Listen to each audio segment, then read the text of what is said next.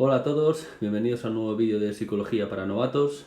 En este vídeo vamos a explicaros por qué la psicología no puede ser una ciencia, no podemos entenderla como una ciencia y vamos a intentar explicarlo con un ejemplo muy visual, entendido desde el punto de vista de hacer la metáfora respecto a la física y al estudio del movimiento de un péndulo.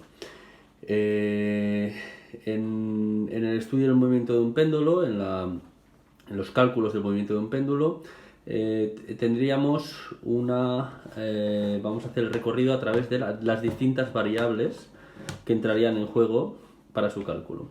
Si solo hubiera una variable, que fuera el movimiento del péndulo en una superficie en 2 dimensiones, el movimiento del péndulo sería este.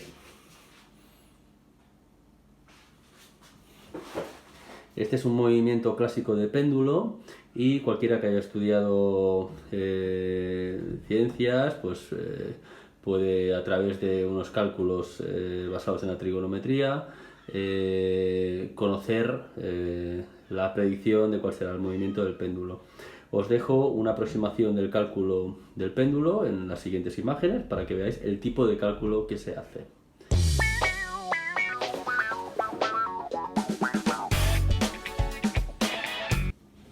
Como veis, este es un estilo de cálculo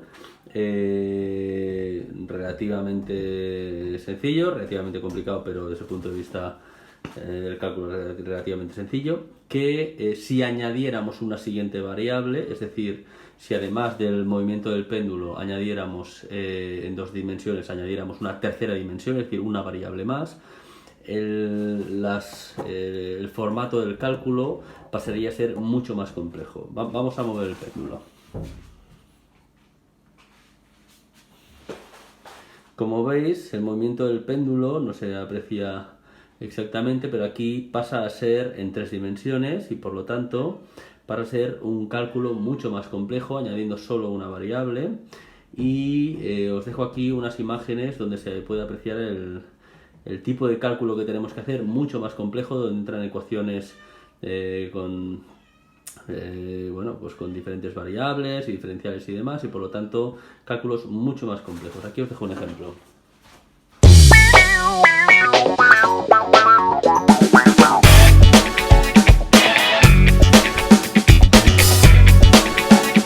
Bueno, como tercer ejemplo os dejaría si añadiéramos una tercera variable que en la forma de calcular el movimiento del péndulo, ¿qué sucedería si añadiéramos una tercera variable? ¿Vale? Os lo dejo, movemos el péndulo y veremos en qué consiste esta tercera variable si añadimos, por ejemplo, un imán que modifica el cálculo del péndulo.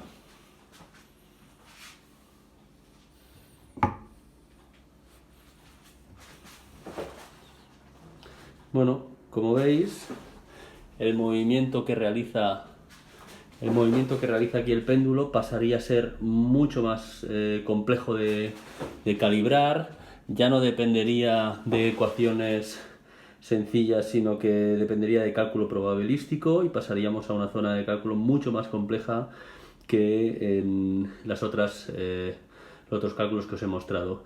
¿Qué quiere decir esto? Que igual que si en la física cada vez que añadimos una variable se nos hace enormemente más complejo calcular el tipo de movimiento que realiza el péndulo, imaginaros en psicología, donde cada experiencia, cada nueva etapa de la vida, cada sensibilidad de origen son una variable distinta para cada individuo. Hay algo que nunca va a ser posible catalogar de ciencia en psicología, que es que los individuos no son replicables en diferentes experiencias. Por lo tanto, hay algo que siempre nos va a condicionar en psicología, y algo que fue uno de los motivos por los que yo elegí este campo de estudios, que es la irreplicabilidad del individuo. Es decir, cada persona somos distintos, cada tratamiento es distinto, cada camino hacia la mejoría es distinto. Muchas gracias por ver este vídeo. Como siempre os digo, muchas gracias por ver el vídeo, y si os ha gustado, dadle a like, suscribiros al canal y compartid con vuestros amigos. Nos vemos pronto. Si, como siempre decimos, si lo estás pensando, atrévete.